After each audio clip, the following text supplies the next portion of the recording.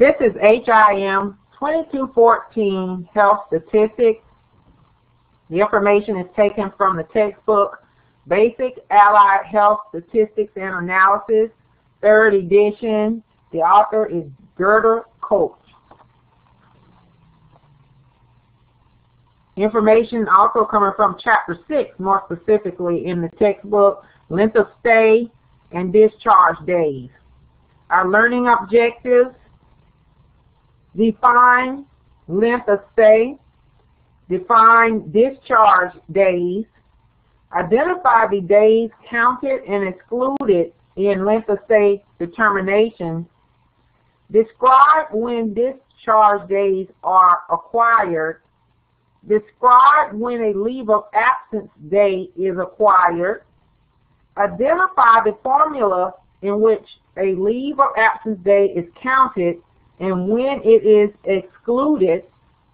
Compute the following for adult and children and newborn: A, individual length of stay; B, total length of stay for a designated period; and C, average length of stay.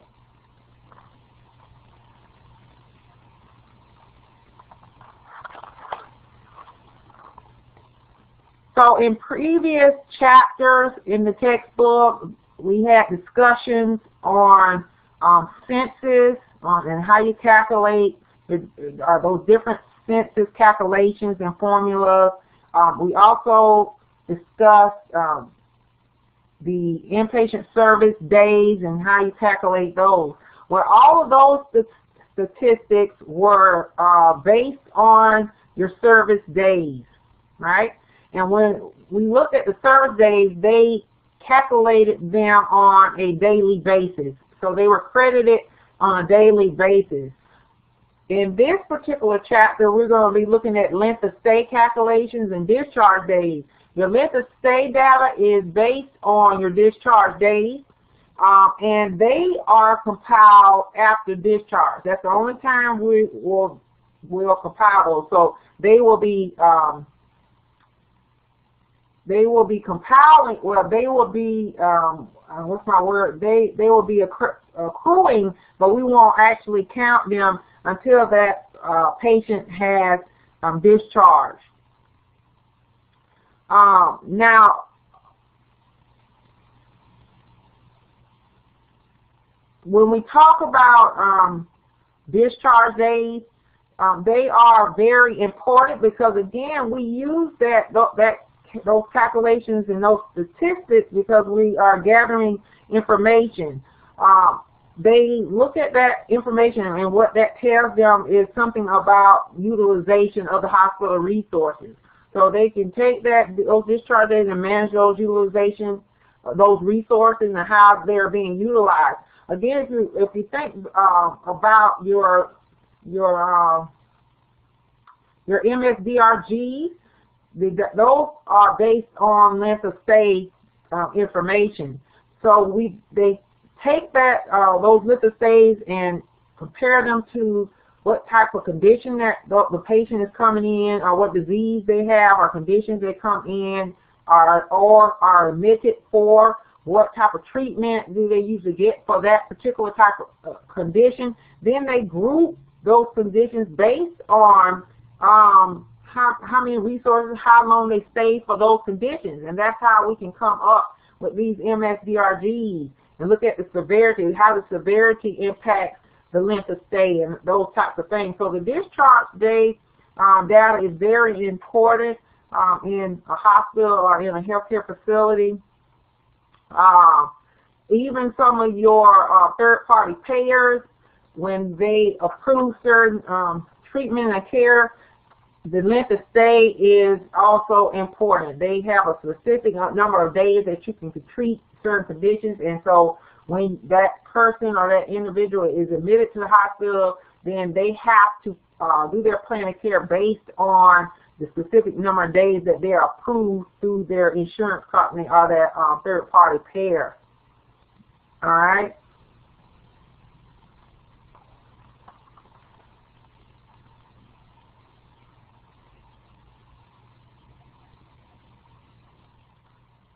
Now we talked about discharge days. Discharge is compiled only after discharge. And when I say discharge, what we mean by that, that means that there is a termination of that particular admission or that hospitalization. That hospitalization or admission has been terminated. Usually this is initiated through a discharge order from the physician. He fills out that discharge order, and the providers and the staff, clinical staff, they follow those orders and get that patient ready for discharge, as well as everything that occurs to that or whatever happens to that patient during that admission is based on different kinds of orders. So when it's time for when that patient's admission is complete, they've done all they're going to do, then a discharge order is done by the physician. All right, so that is one way to terminate hospitalization. Now, if there is not a discharge order, then what possibly could be the case is that that patient left with AMA or against medical advice. All right. Then another is death, and we talked about death as being a type of discharge. So if that patient dies during admission, at that time that patient has been discharged, or that the hospitalization has been terminated. And then, of course, you have your live discharge, and this is where the discharge order will come into play. And when patients are discharged, their discharge disposition could be many different places. They can go to different places. They can go home. They can go to a long-term care, a SNF, or what have you. This is your remember your discharge days are the basis for your length of stay calculation. And when I say discharge days are days of stay, duration of hospitalization, all that stuff, pretty much we're talking about length of stay. It's also known as the length of stay, and that was brought out in Chapter 6. Now let's look at some particular terminology. They talk about for length of stay and discharge days. So we need to make sure we understand what all of this means. So when we talk about a length of stay, that's calendar days from admission to discharge. That's what we mean by length of stay. And a little later on, we're going to go and give you a more specific definition. But length of stay is the calendar days from admission to discharge. Now, we can also look at our total length of stay. And we talked about the difference between a unit measure and total. So when we want the total length of stay, we want the sum of the days of stay of all inpatient discharged during a specific period of time. All right, so you always do a summation when we want a total. All right, discharge days, you may see that written DD, capital DD. Again, I just mentioned that to you just a few minutes ago. That's the same thing as length of stay or total length of stay. You may hear it called discharge days. Then you have your average length of stay. The acronym for that is ALOS, all caps. Your average length of stay of all inpatients discharged during a specific period of time. So we get all their length of stay together and we do an average on them. And we all should know what an average is. We talked about that in Chapter 3 for our mathematical review.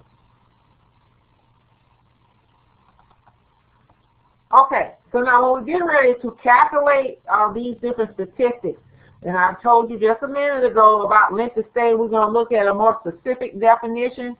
Well, this is the definition so that we can actually calculate that length of stay. So the way you calculate the length of stay is you're going to count the day of admission and all subsequent days except for the day of discharge. So whenever that patient is admitted, we're going to count that day as one. And then every day up until the day of discharge, we will count. We will not count the day of discharge. Once you do that, you have calculated the length of stay for that particular patient. All right? Now, if you have a patient who's an A&D, A&D means they were admitted and discharged on the same day. That's a review, right? So if a person is admitted and discharged on the same day, their length of stay will be one day. Okay? So you need to remember that. Now, no patient who has been formally admitted to the hospital will ever have 0 days, because once they are admitted, they're going to at least have 1 day, just like that A and D. Okay? Now, the other interesting thing, if you have a patient who was admitted on 1 day, and then the very next day they are discharged, then that patient will have a length of stay of 1 day as well.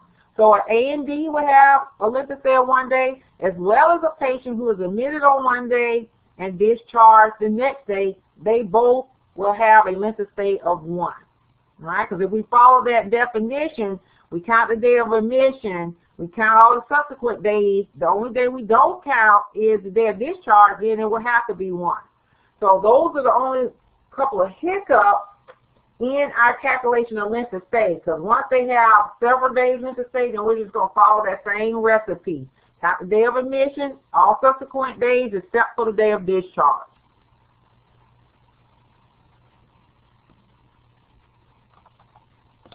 Okay. Now, average length of stay. All right? Average length of stay, we're going to have separate calculations for your ANCs, your adult and children, and your newborns. It's pretty much the same calculation. We're just going to change a couple of things that we plug into the formula. Now, so your formula for calculating the average length of stay will be your total length of stay, which is discharge days, in your numerator, divided by your total discharges. So your total discharge will be plugged into your denominator. This is going to give us the average length of stay for adults and children. Now, it's the same formula, again, for your newborn, except we're going to plug in newborn length of stays in our numerator. So we're going to have a total newborn length of stay, our total newborn discharge days in our numerator, and we're going to divide by total newborn discharges in our denominator. You got to remember, we typically do separate statistics for adults and children and then for newborns, all right? So we now know how to calculate our average length of stay. Now, the only other important thing that we need to discuss that has an impact on our statistical calculations for our length of stay discharge days is when a patient has what we call a leave of absence, all right? A leave of absence is something that's going to occur after that patient has been formally admitted to the hospital and before they are actually discharged. So it's going to happen during that particular admission. You're not going to see very much of this in hospitals now, because hospitals typically have very short stays.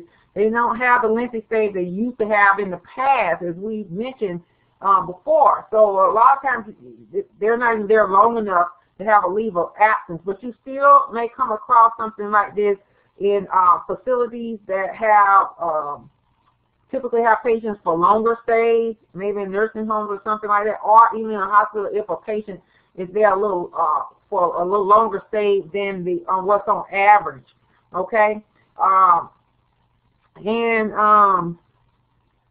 basically, a leave of absence is when that patient has been given permission to leave the facility, so they have been actually admitted, but they have been given permission to leave the facility, maybe to take care of some type of important business or whatever the case may be, but the end result is they're leaving, but they're still admitted to that hospital, and they're going to come back at a particular time before, and it's before discharge. So it's during that stay that they're going to have this leave of absence.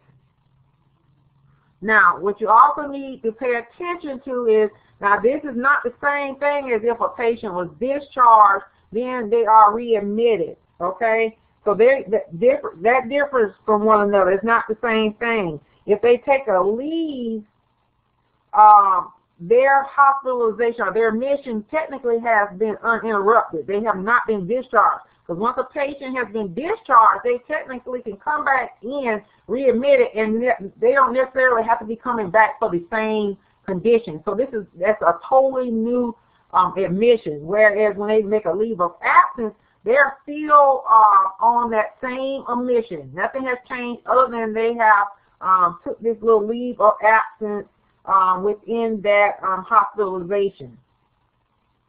So you see how they are different.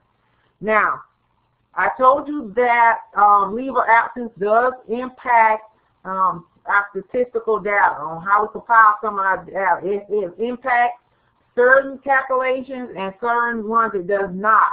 Now, when we look at it, more specifically, when a patient has a leave of absence and we are calculating our discharge days and our average length of stay, we will include the leave of absence days.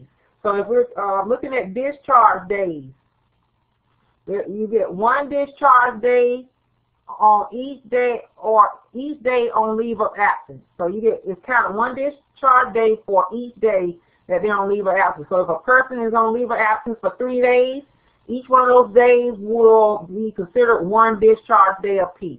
That will be 3 discharge days. All right, so it does impact how we calculate discharge days. Now, with that being said, your length of stay and your average length of stay are based on discharge days, so it stands to reason that leaves of absence will also impact calculations on average length of stay. All right? So your leave of absence day is also going to be included in your when you compile your average length of stay, when you compute that. Now, when it comes to inpatient service days, your census, your percentage of occupancy calculations, then your leave of absence day will be excluded from these calculations. And if you think about that, it makes sense because your inpatient service day is based on services being rendered to that patient on that particular day. Now, if that patient is on a leave of absence, then they are not in the facility to receive services. Therefore, we cannot count that as a service day. Now, census, if you're going to calculate the census, that patient has to be present during CTT. That patient won't be present, so we're not going to count that. And we just talked about your service days being the basis for your percentage of occupancy calculations. So since it's not being counted in your service days, it's not going to be calculated into your percentage of occupancy. And when you think about your percentage of occupancy, you're calculating patients who are occupying a bed. There again, if that patient is on leave of absence, there's no occupying of that bed. So you're going to include your leave of absence days in your discharge date and your length of stay calculations, but it's excluded in your inpatient service days, your census, and your percentage of occupancy. Now, this is going to conclude our presentation on Chapter 6.